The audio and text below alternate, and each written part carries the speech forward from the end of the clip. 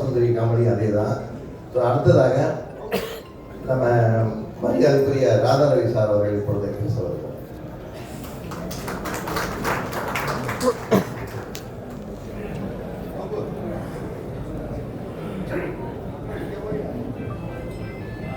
இங்கே கண்முன்னே கூடியிருக்கும் என் குடும்பத்தை சேர்ந்தவர்களே,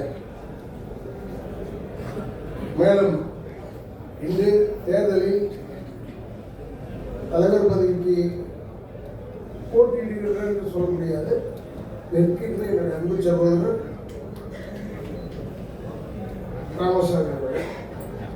அவர் வந்து இப்போ முன்னாடி ராமநாராயணன் போடுறாரா இல்லை ராமசாமி போடுறாரா தெரியாது. எதுவாக இருந்தாலும் வெற்றி உறுதி, அதில் ஒன்றுமே சந்தேகம்லாம் கிடையாது. எதுக்கு நான் சொல்றேன்னா, நான் வந்து முதல்ல கேட்கவே அதான் நான் அவங்க சிக்கலாம் கேட்க மாட்டேன். எவ்வளோ ஒரு கைது போட்டுருக்காங்க, ஓட்டு போடக்கூடியவர்கள் கைது போட்டுருக்காங்க பாருன்னு சொன்னேன். அப்போ சொல்லும் போதே 500 பேர் இருந்தது. அப்போ 500 பேர் இருந்தா இது கொஞ்சம் அதிகமான ஓட்டு வந்துருமோன்னு ஒரு பயம் வந்துச்சு. இந்த பயத்தோடு அமர்ந்து கொண்டிருந்தேன். இதெல்லாம் அன்பு சகோதரர் முன்னாள் சேகர் அவர்கள், என் அன்பு சகோதரர் ராமராஜன் அவர்கள், எல்லாருமே நாங்கள்லாம் வந்து ராமநாராயணன் சார் இதில் வளர்ந்தவங்க தான். நான் வந்து வருஷத்துக்கு 18 படம் பண்ணேன். 18 படம் பண்ணேன். இந்த படம் கேட்கறது ப்ரொடியூசர் கிட்ட படம் கேட்கற விஷயமே இல்லாமல் ராமநாராயணன் சார் கிட்ட மட்டும்தான் ஒர்க் பண்ணுவேன் நான். ஏன்னா எப்படி விட்டு வரும் இதே படம் தான் சகோதரர் விஜயகாந்த் எல்லாருக்கிட்டையுமே அப்படி. எனக்கு கால் உடனே கூட உழவன் நினச்சிட்டு இருக்கும்போது கிளைமேக்ஸில் ஃபைட் வச்சுட்டாங்க. நான் சொன்ன கால் உடஞ்சிருக்கேன் எனக்கு. சரி நீ நின்னே பண்ணிடலான்னு நின்று பண்ணேன். அப்போ சினிமா உங்களுக்கு தெரியும். அப்போ கூட இப்ராஹிம் ராவத்தர் வந்து அவர் கரெக்டாக இவ்வளோதான் அளந்து கொடுத்தார். அவர் வந்து ஐயப்பன் மாதிரி கிள்ளி கொடுப்போம் அள்ளி கொடுப்போங்கிறல்ல. அதனால் அவங்களாம் இருந்தபோது ஒரு சினிமா செழிப்பாக இருந்த டைம்.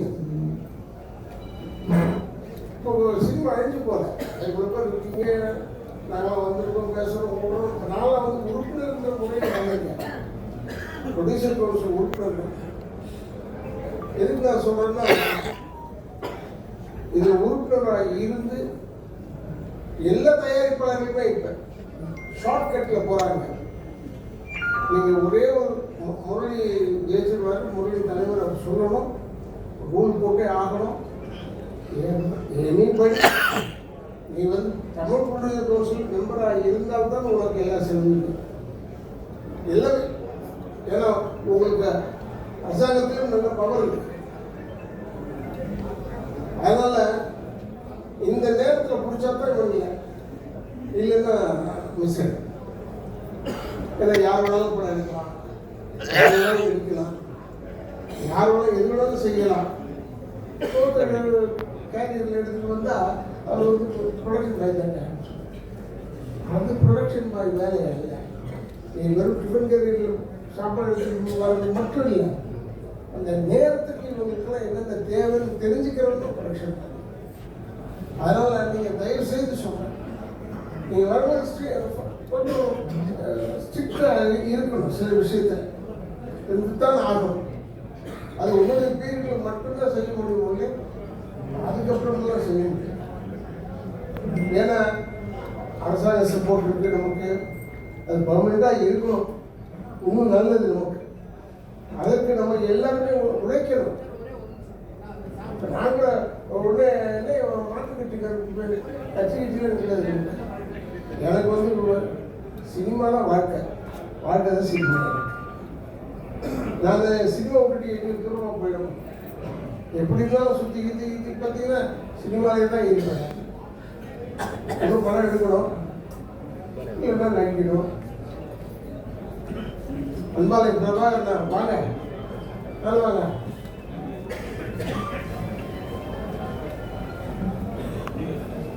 வாங்க, மேலே தானே வரீங்க, வாங்க. பாருங்க, அன்பாலயம் பிரபாகர் போன்றவர்களும் வந்து நான் முன்னே போட பார்த்து தெரிஞ்சுக்கிட்டேன். அன்பாலயம் பிரபாகர் மாதிரி ஆளுங்களாம் வந்துட்டாங்கனால அவங்கெல்லாம் வந்து என்னோடலாம் சண்டை போட்டுக்காங்க. எனக்கு அவருக்கும் பெரிய பெரிய தகவலாம் ஆயிருக்கு.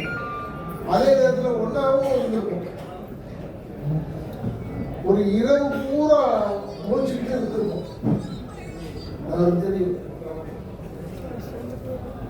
அதனால அந்த காலங்கள்லாம் போயிடுச்சு. இப்போ அப்படி இல்லை. ஆனால் அந்த காலங்கள் வராதா அப்படின்னு நினைக்கிறேன். இந்த மாதிரி படங்கள் வராதான்னு நினைக்கலாம்னு முடியும். இந்த காலங்கள் இப்போ இருக்கிற மாதிரி இருக்கு. ஏன்னா இப்பெல்லாம் நம்ம வந்து தலைவராக இல்லை, அடியாளாக தான் இருந்தோம் சினிமா. அப்படி தெரியும். ஜெமினியில் நான் உட்காந்து பிரபாகர் தான் என் பக்கத்தில் 2 பேரும் அப்படியே உட்காந்துருக்கோம். கையில் பார்த்தீங்கன்னா கட்டை எல்லாம் ஒரு நடிகை வச்சுக்கலாமா, ஒரு ப்ரொடியூசர் வச்சுக்கலாமா, ஆனால் வச்சுருக்கோம். அந்த கட்டையெல்லாம் இருந்தால் தான் வேலை நடக்கும். நம்ம கரெக்டாக வரணும். இப்போ அதெல்லாம் மாறி போச்சுன்னு சொன்னாங்க. ரொம்ப நல்லதாக போச்சு. ஏன்னா இனிமேல் இப்பயும் தகராறு பண்ணிக்கிட்டு வாங்கிக்கிட்டு போகிட்டு அப்படி இருக்கக்கூடாது. ஒரே ஒரு சொல்கிறேன், இந்த சம்பளம் வாங்கி கொடுக்குறதுல முரளி மாதிரி நான் ஒரு நாளாக பார்த்தது. எனக்கு முரளிக்குமே தகராறு. ஒரு நடிகருக்கு அதிகமான ஒரு கட்டணம் பணம் ரெட்டு போடு வேண்டிய மாதிரி ஏதாவது சொன்னாங்கன்னு கேள்விப்பட்டேன். அது வந்து நான் எதிர்த்து சொன்னேன். முறைக்க வேண்டிய நேரத்தில் முறைச்சிருக்கேன். அதை அவர் சொன்னார். கடைசியில் பார்த்தா அந்த நடிகர் வந்து என் பணம் கொடுத்து தான் போயிருக்காரு. அது முரளி மாதிரி ஒரு ஆள் பிடிக்கலன்னா வராது பணம். ஆனால் அது மாதிரி வந்தது வேற ஒரு தயாரிப்பாளருக்காங்க. அவருக்கு எதிர்த்து நிற்கிறாரு. ஆச்சரியமா இருக்கு. நான் உண்மையை சொல்றேன். நான் கூட நிறைய சங்கத்தில் இருக்கேன், எழுத்தாளர் சங்கத்தில் இருக்கேன்.